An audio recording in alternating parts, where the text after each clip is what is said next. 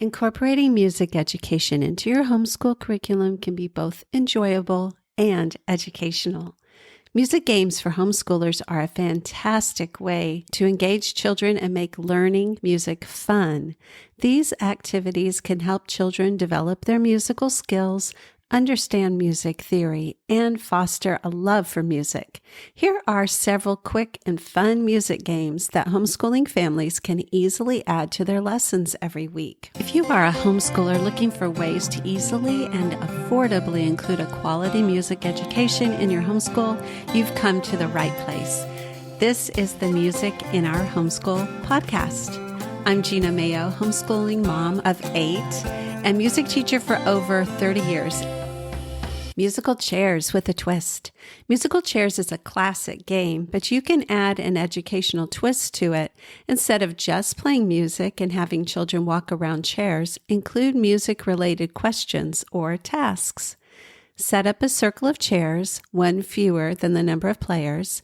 Play a piece of music and have the children walk around the chairs. When the music stops, the children must find a chair to sit in. The child left standing must answer a music-related question, such as, name this musical instrument, or what is the tempo of this music? And then you play some music, or identify this note on the staff. Here's an alternate version. Use your musical chair time to add some music of the composer you're studying for the week or the month. It's a fun way to get some extra listening in without them having to sit still. Number 2 is rhythm relay. This is a great way to teach children about rhythm and coordination. The game can be played with a group of children and can be adapted for different age groups. Divide the children into 2 teams. Give each team a set of rhythm cards, and I've linked to those in the show notes. Place a drum or a set of rhythm sticks at the end of the relay course. The first child in each team runs to the drum, plays the rhythm that's written on their card, and then runs back to tag the next teammate. The team that completes the relay first wins, but they must have played the rhythms correctly. An alternate version is that this game can be played with just one child. The third game is called Musical Scavenger Hunt. A musical scavenger hunt is an exciting way to teach children about different musical instruments and sounds. This game combines physical activity with music education. Create a list of musical items or sounds for the children to find: a guitar, a harmonica, a piano, a pan with a wooden spoon, a paint bucket and some rhythm sticks. Hide the items or set up sound stations around your home or yard. Give the children the list and set them off to find the items and identify the sounds. An alternate version is you can play recordings of different instruments and have the children identify them. Number 4 is freeze dance. This is such a fun way to get children moving and listening to music. It helps them develop their sense of rhythm and timing and balance. Play a piece of music and have the children dance freely. When the music stops, the children must freeze in place. You can add challenges such as freezing in a specific pose or on a particular beat. To make it educational, ask questions about the music when they freeze. For example, what instrument was playing when you froze? Or was that music fast or slow? An alternate version is that this is another great opportunity to play the music of the composer you've been studying that week or month. Number 5 is music bingo. Music bingo is a fun game that can help children learn about different musical terms, instruments, notes, and concepts.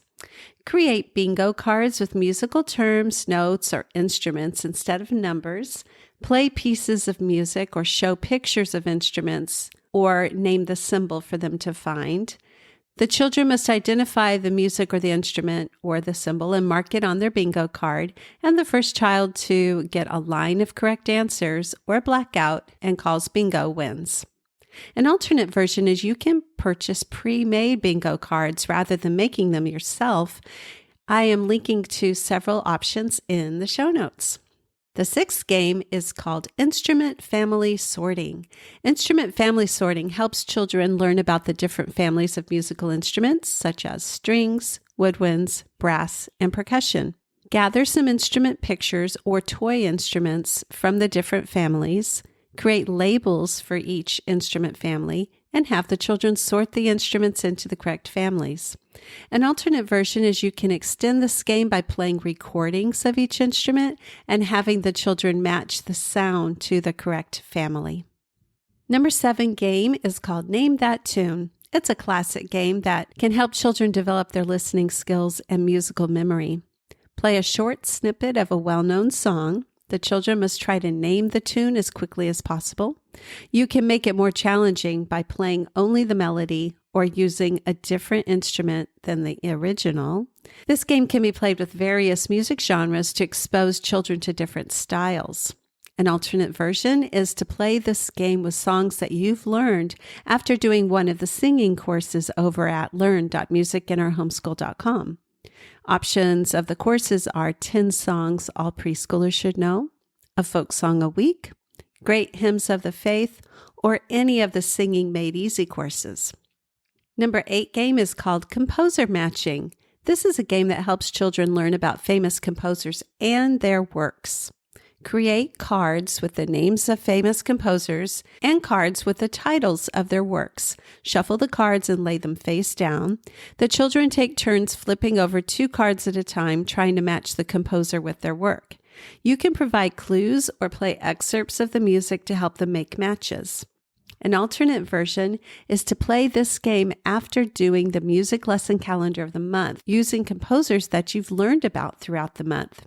I've also linked to a set of composer cards in the show notes. Number 9 game is called Rhythm Simon Says, and it's a twist on the traditional Simon Says game, focusing on rhythm and musical commands. The leader gives a command starting with Simon Says, followed by a rhythm to clap or tap or play on an instrument. If the leader gives a command without saying Simon Says, the children should not follow it. This game helps children practice listening skills and rhythm patterns. An alternate version is to tap out the melody of a song and have the students figure it out just by hearing the rhythm and not the melody. The 10th game is called Musical Storytelling, and this encourages children to use music to enhance a story, fostering creativity and musical expression. Choose a simple story or fairy tale. Assign different musical instruments or sounds to characters or actions in the story. As you read the story, the children play the corresponding instruments or make sounds to accompany the narrative.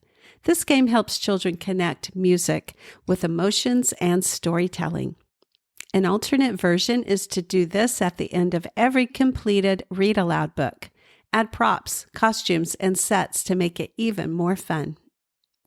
In conclusion, music games for homeschoolers is a fantastic way to make learning about music enjoyable and engaging for your children. These activities not only enhance their musical skills, but also contribute to their overall development, including cognitive, motor, and social skills. By using these quick and fun music games, you can create a well-rounded and enriching educational experience for your homeschooling family. So grab your instruments, bingo cards, musical chairs, or flashcards, and turn up the music and let the fun begin.